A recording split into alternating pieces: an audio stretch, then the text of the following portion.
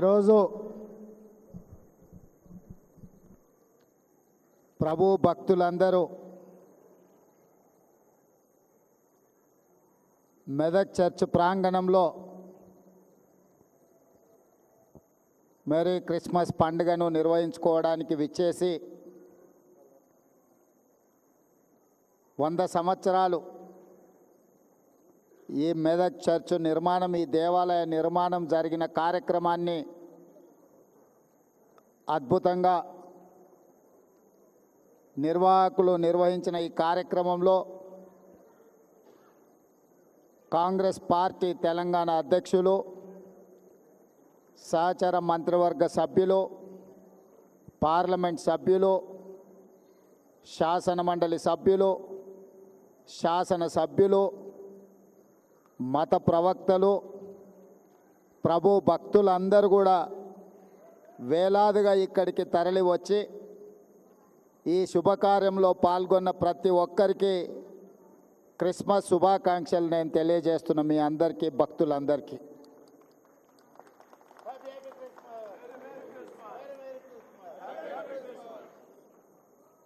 ఈరోజు 2 శుభకార్యాలు ఇక్కడ మనం నిర్వహించుకుంటున్నాం.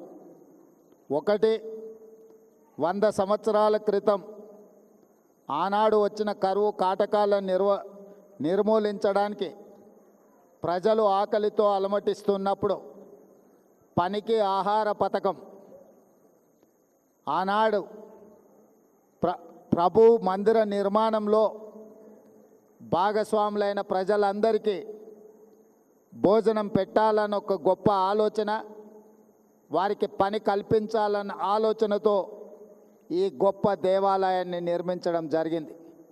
ఈ గొప్ప దేవాలయం దేశంలోనే ప్రముఖ, అదేవిధంగా 100 సంవత్సరాలు పూర్తి చేసుకొని ఒక గొప్ప దేవాలయంగా ఈరోజు పరిడవిల్లుతున్నది. ఇది తెలంగాణ రాష్ట్రానికే గర్వకారణము.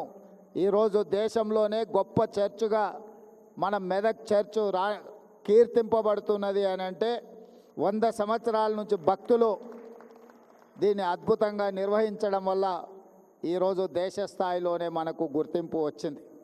అలాంటి 100 సంవత్సరాలు పూర్తి చేసుకున్న దేవాలయాన్ని భవిష్యత్తులో ఇంకా అద్భుతంగా నిర్వహించడానికి, అద్భుతంగా తీర్చిదిద్దడానికి ప్రభుత్వం దగ్గరికి స్థానిక శాసనసభ్యులు మైనంపల్లి రోహిత్, అదేవిధంగా మిత్రులు మైనంపల్లి హనుమంతరావు గారు నా దృష్టికి తీసుకొస్తే తప్పకుండా ఈ దేవాలయానికి సంబంధించిన ఎన్ని అవసరమైతే అన్ని నిధులను విడుదల చేయాలని మంత్రివర్గ సహచరుల అండతో, వారందరి సహకారంతో ఈరోజు నిధులను విడుదల చేయడం జరిగింది. ఈ చర్చికి నాకు గొప్ప సంబంధము, అనుబంధం ఉన్నది. నేను పిసిసి అధ్యక్షుడిగా ఉన్నప్పుడు ఇక్కడికి పర్యటన చేసి ఇక్కడ దర్శించుకొని ఆనాడు నేను స్పష్టంగా చెప్పెళ్ళిన భక్తులకు, మళ్ళీ వచ్చే సంవత్సరం ముఖ్యమంత్రి హోదాలో ఈ చర్చకు తప్పకుండా వస్తాను,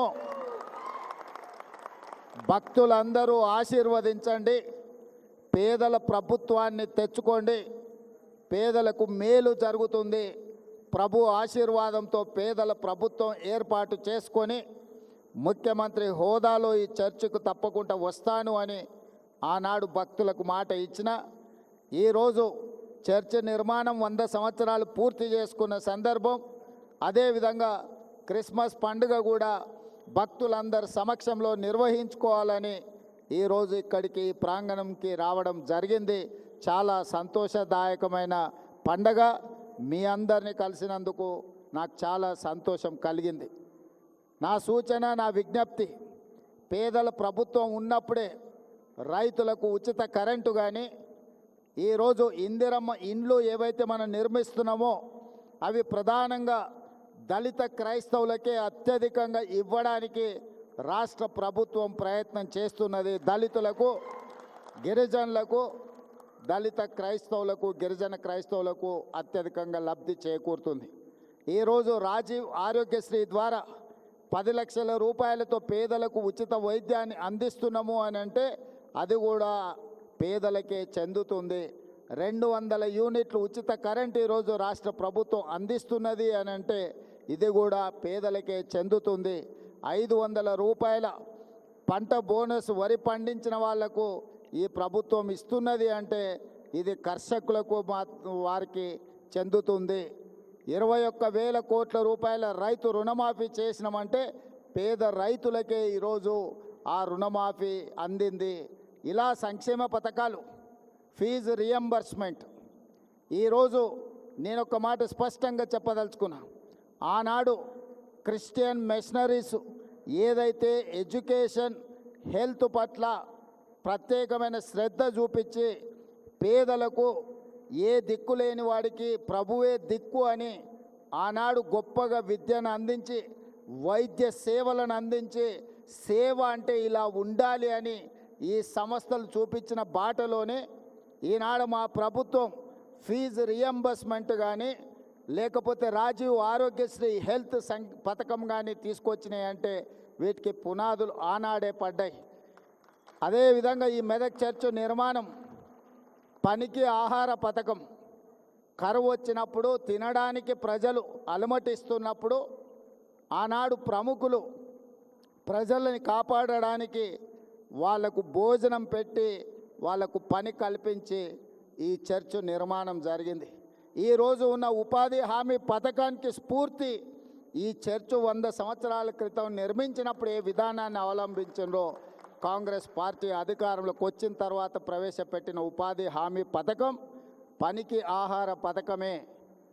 ఇవన్నీ మంచి కార్యక్రమాలు, సంక్షేమ పథకాలు రాష్ట్రం అభివృద్ధి పదం వైపు నడిపించడానికి ఆ ప్రభువు నుండి భక్తుల నుండి సంపూర్ణమైన ఆశీర్వాదం నా మంత్రివర్గం కోరుకుంటుంది. మీ అందరి ఆశీర్వాదం ఉండాలి. ఈ ప్రభుత్వం 10 కాలాల పాటు వర్ధిల్లాలి. పేదల సంక్షేమ పథకాలు ఇచ్చిన మాట ప్రకారం అమలు చేస్తూ మన రాష్ట్రాన్ని అభివృద్ధి పదం వైపు నడిపించడానికి మీ అందరి సహకారం ఉండాలి. మెదక్ జిల్లా అభివృద్ధి విషయంలో, ఈ ప్రాంత అభివృద్ధి విషయంలో ప్రభుత్వం చిత్తశుద్ధితో ముందుకు వెళ్తుంది. ఈ జిల్లాకు సంబంధించి ఏ విషయాలు ఉన్నా పెద్దలు దామోదర్ రాజనరసింహ గారు, అదేవిధంగా ఇన్ఛార్జ్ మంత్రివర్యులు కొండా సురేఖ గారు మీకు అందుబాటులో ఉంటారు. తప్పకుండా ఏ అవసరం ఉన్నా కూడా ఈ ప్రభుత్వము ప్రజల యొక్క అవసరాలు తీరుస్తుందని తెలియజేస్తూ మళ్ళీ ఒక్కసారి హ్యాపీ క్రిస్మస్ శుభాకాంక్షలు మీ అందరికీ తెలియజేస్తూ సెలవు తీసుకుంటున్నాను. అదేవిధంగా ఈ నూతన సంవత్సర శుభాకాంక్షలు మీ అందరికి కూడా, భక్తులందరికీ కూడా తెలియజేస్తున్నాను. ధన్యవాదాలు మిత్రులారా.